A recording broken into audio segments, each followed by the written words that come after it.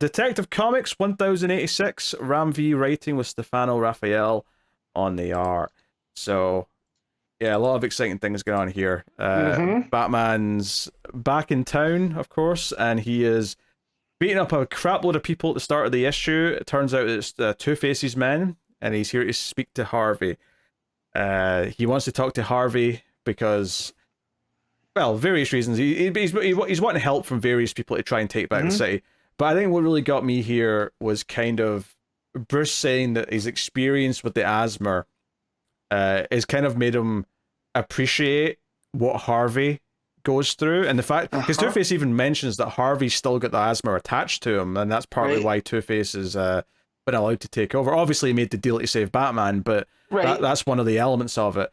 And I thought that was an interesting thing. It was an interesting way for me to tie what the asthma does to people and how Batman had to fight it off, comparing that to how Harvey has to fight off the Two-Face personality and has done throughout the history of Batman, makes it feel like, oh, this didn't need this, but it's kind of nice that Ram V's found a way to sort of like tie that thematically into something that's been a part of Batman since like the 50s, the 60s, whenever Two-Face first appeared in Batman comics.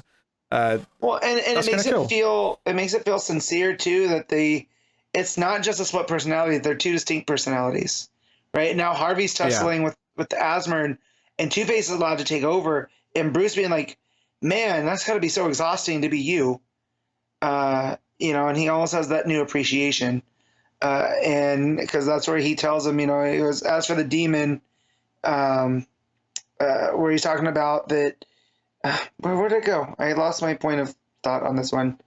It was about the memories that it was pulling away, when he was fighting it in the desert and whatnot. And the fact that it was an impossible task that Harvey just gets up and deals with every day. I thought that was Ram V really going out of his way to show that there's still not a friendship or anything, but there's still almost like this admiration that Bruce has for Harvey Dent. I mean, I think for me, it's just a case of adding some depth to the villains that have been here for so long by making it feel like you can relate some current stories to like what they are at their core. So I really like that. I also really like one of the themes of this issue is this idea that, the Argums have tried to sort of mask the dark side of Gotham to make everyone I think Batman compares it to putting on a mask. Like there's a Joker does as well, actually, when we get to him. But this idea that these new villains have put a mask over Gotham and everyone's not seeing the ugly underneath. And Batman's saying here, we don't want to separate the city from the darkness. We have to, embrace the darkness, and me and you are part of the darkness of Gotham City, for better or worse. So, yeah, and I love it. It's almost like Gotham's fighting back against the reality engine. It's putting Batman and Two-Face and that's what prospectively Joker on the same side. Matt, that's what we've been saying for 12, 18 issues at this point, is the idea that the entire city, all the good and the bad parts of it, are going to work together, whether or not they're intentionally working together or not. They're all going to work together in essence to fight back against what the Argums are doing. Really good. And the final note here that I really liked was Two-Face says, you need my help, or his meaning Harvey, and Batman says, I will need your help, but Gotham will need all of us. I thought that was a really nice sort of just exclamation point on the scene that really drove that idea home, that Gotham needs all of its characters, all of its rogues gallery, all of its heroes to fight back against this fake thing that's tried to take over the city. So that was a great scene. I really liked this opening scene. So moving on, we're introduced again to Duella Dent, who is jogging, and we find out that she's living in a little apartment over the house of an old couple, and she's doing well. She's going out for a jog every day. She's being healthy, and this couple's kind for taking her in, given what her past is.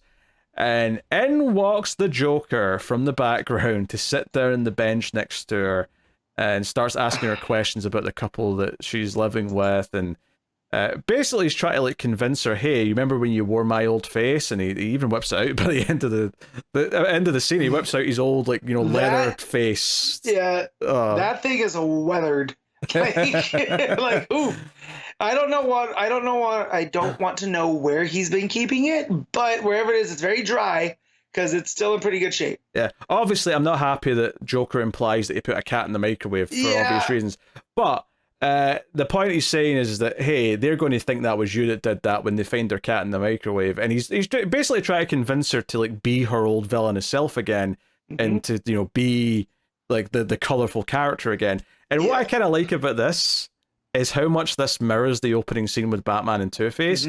This is Joker, just like Batman, coming to like an old, allies, maybe a bit of a. Yeah, acquaintance, yeah, sure. Yeah, because she was known as Joker's daughter, right? That's right, yeah. Name. So, coming to her and awakening that darkness. Whereas it felt like Bruce was more like saying, "Hey, we need to use the darkness, for light." Joker's like, "Nah, embrace this. Remind them who we are." It's a nice. But that's what I'm saying, though, is that it's effectively working for the same end goal. It's to take the city back from this new threat that's trying to like erase the underbelly, all the good parts of it and all the bad parts of it. So I love that Selina's conversation when she went to see Joker last couple issues has resulted in this, where he's effectively inspiring some people to go be Gotham villains again, to help fight back against it. I really like that. And the payoff later, we'll just talk about it now, is when we get the page later where, she's like sitting next to the dead old couple. She's killed them both. And she's like, yeah, as soon as they found the cat, they looked at me and they thought it was my fault. Like, they didn't even have to say it. That was the first thing they thought of, is that it was me. So she's sitting there like a serial killer with a mask on. Well, and also, I like the idea that Selina told Joker, is like, yeah, the Orgrims think that you ain't shit. So why don't you go show them? And he's like, challenge accepted. Yeah, which is all fine and well, except it's led to the death of this innocent elderly couple. Well, and Mr. Skittles, because you don't put Skittles in the microwave. I mean, that's rule number one. But no, I love this though, because it's the demented flip side of like Joker doing what Batman just did for someone else, and I love that pairing of these two scenes back to back. Especially since Joker hasn't been this big fixture in this run. Like, he only really popped up when Selina went to see him. So it was almost like, here's the hidden part of the city, the most demented part of the city that's now been unleashed because we need to pull out all the guns. We need to do everything we can against the Argons. So, I really like this scene quite a bit. So, yeah, it's 2 for 2, this book so far for me in scenes. Gosh, she's gonna show up with that, and there's also the theme of masks, right? Because not only does the whole mask of Joker's daughter or whatever, but Bruce also holds up the mask that Harvey was wearing, for the asthma that the Organs gave him, and so here that's also the idea of masks, like that's the undercurrent of this issue. Of what is the true face? Is it the mask or is it the face underneath? And then we get a scene with Gordon talking to Montoya, and basically saying, hey, we got evidence that the Organs have bought up all this property. They're behind all this stuff in the city. I love as well that he says he's got some sources digging deeper, and there's a panel of him just sort of standing over Bab's shoulder as she's doing her Oracle stuff. And I just like that he looks so proud in that panel. He looks like a proud dad that his daughter's like this whiz with computers and is doing like better detective work than maybe he's ever done. But he's like, hey, we got sources. And then she's like, you got sources that got this information before the entire building like blew up into a bat shape. A bat-shaped explosion. And basically it just reiterates this idea that like, no, I'm here to tell you this because I want you to not be blindsided when all this stuff comes out. But you're starting to understand in this job why we need him, why we need the bats in Gotham, because someone needs to get the hands dirty in a way that we can't when we're in this job. Yep. So that's really good. I'd love that too, because he's like, so you finally see, right? Like, so it also is the mentor, student kind of thing between these two. Because I think because when Montoya, correct me if I'm wrong, when she was in Gotham Central, she wasn't a big fan of Batman. She was part of the cops that were like, he makes it harder for us to do our jobs, right? Yeah, yeah. And yeah, so the fact that here now that she's sitting on the other part of that chair, being like, oh, so that's this is why you were lenient on him, is because of stuff like this. I like that. Yeah, and then Batman is off to see the Ten-Eyed Man, which, you know, fun. Basically, he wants him. The Ten-Eyed Man pays so much attention to Gotham that he sees patterns. He sees, you know, things in the design that no one else can see, and that's what he's there for. And again, he talks about how this like grasp of power, you know, it's like, hey, there's these pieces of the puzzle that the powers that be try to remove, and it shows you a panel of Batman hanging, and then right after that is JFK getting shot, and I'm like, I don't think it's necessarily implying that the Origins did that, but I think it's implying this idea of like seizing, you know, or changing things with power plays. Yeah, because it's also the assassination of Gandhi, it looks like. Yeah. Right? And then, you know, Ten-Eyed Man said, I don't know what the one on the bottom is. It looks a lot older. I'm pretty sure that's the Archduke Franz Ferdinand. Ah, but okay. So, yeah. So this whole thing, because he says at the top of the page, you know, his patterns, and Gotham, they didn't forget you. They took you out. Just for those who don't know, Archduke Franz Ferdinand, when he was assassinated, that was the domino that started World War One. Yes. Yeah, just for context. All because he wanted to go through a military parade. And the guy that shot him was happening to get a sandwich at the time. Yes.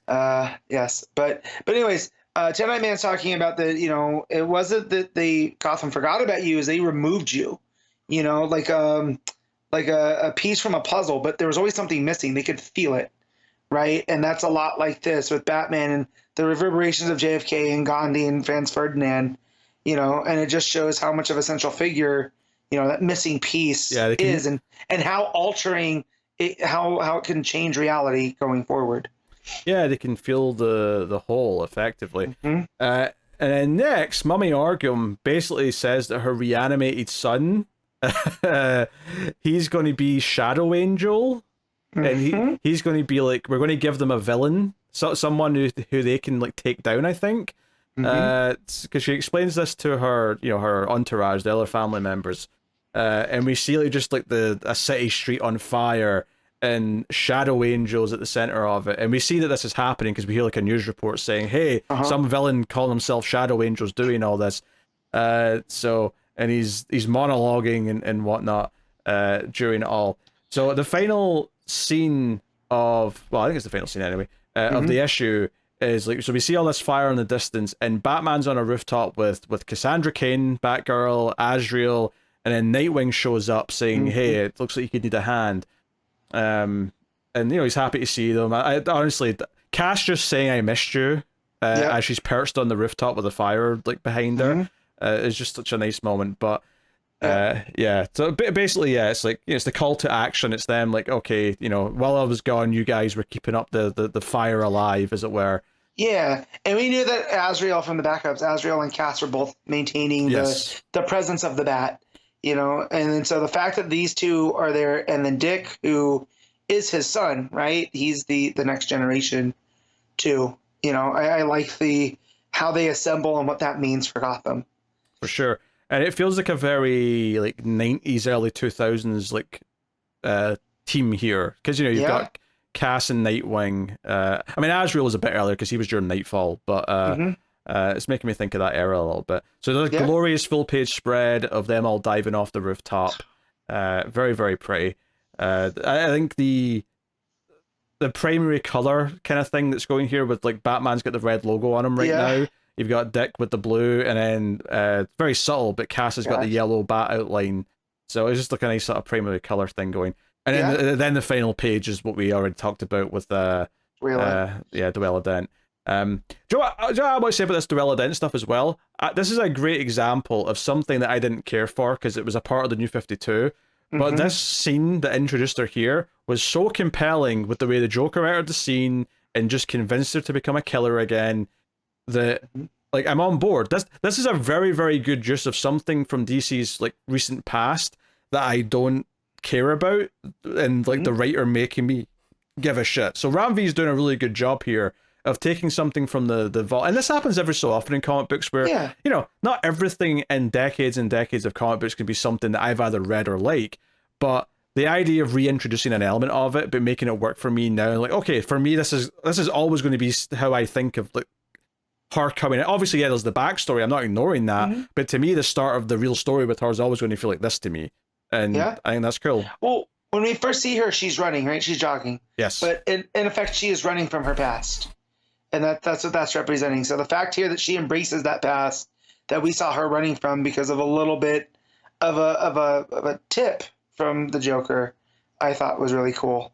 Now, because I read too many comics and everything blends together. Did they send the Sun Orgum to be reanimated by the Al Ghuls, or is this different magic? Like, is this even him? It's him. No, I remember there'd been a scene where they had his body last issue. Or maybe it was 2 issues ago. But they definitely got his body out, though, and they were doing something with it. Okay, because I thought Talia had taken his body. Oh, now you're saying that. I think that sounds right. I think she did have her body. Maybe they got it back last issue. But I definitely remember like them having his body there.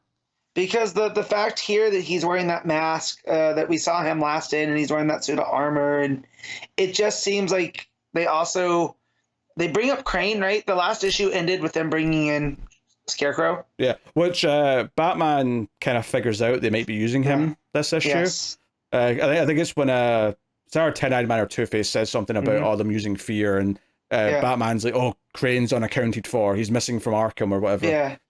So it's just with everything that's going on with this Shadow Angel, something feels off. Like maybe it's not the Organ kid. Maybe it's somebody pretending, and this is what this is what they originally intended for him before he flipped, right? And they were forced to kill him. So I mean, it could be literal or otherwise a mask, because that's the theme of the issues. Right. Also, I do like that the final panel is a POV shot. The two final panels actually are a POV shot of Dwella Dent, and it's her putting on the mask from like a POV. So in an issue where the theme of the whole issue has been masks, I love that the final panel is like the shot of just the mask coming towards the reader. Like we ourselves are putting on a mask at the end of the issue. So again, really well crafted issue of a comic book. It does well to basically string a bunch of scenes together because effectively this is a setup issue. It's just kind of setting the stage for what's coming next. But it's a very fulfilling issue despite that, because it does a good job of thematically making every scene feel like it belongs together. So it's very fulfilling as a whole as a result. And I think that's very impressive, because it'd be very easy for this to feel like, oh, it's a fine issue, but it's just moving a bunch of things around so we can have our big stuff next time. But it's actually, it's so good that the payoff next issue may not even be quite as good as this issue, because I think this issue is so well put together. And that's not a negative. Like, that's a good challenge for next issue. By all means, try and top it. I welcome it. Do your best. But this is such a good, well-constructed issue that it's basically full marks for me. The art throughout is very stylized. It's very dark and moody. I love the way the Joker walks out of the tree line in the background in that scene where he comes to see Dent. In fact, hell, I never even said this, but it's literally like, not only does the two scenes mirror each other at the start with Batman and Joker coming to see someone and giving them a mask, they're both dents. Yeah, I'm just realizing that as I say it that way. So that stuff looks great. I love the glow of the warm light in the fire towards the end. All that stuff's good. Like, honestly, I'm finding it hard to fault much in this issue. I guess the only thing I could really say is that there's some artists that I consider favorites, and this is not one of them, but it's very, very, very good art. So. Oh yeah, I like Raffaelli. That's what it is, Raffaelli. Raffaelli. Yeah, I like the art a lot. I mean, sometimes the faces get a little bit, so like Bruce's face there on that big splash page at the end it's a little bit, but it's playing with shadows and whatnot. But yeah, I think the art's pretty solid throughout in this one. Yeah. All right. There is a backup, right? Yes. Did you read it? I believe I did. Yep, I did. Yes, I did. Okay. Habeas corpus. I went back to an earlier page, so it took me a minute there to cycle back. So this is Alex Packnadel and Lisandro Esterin on the art. This is a Two-Face story about one of Two-Face's men is basically made a mistake. He get caught taking some money from a deal that he was making with another gang.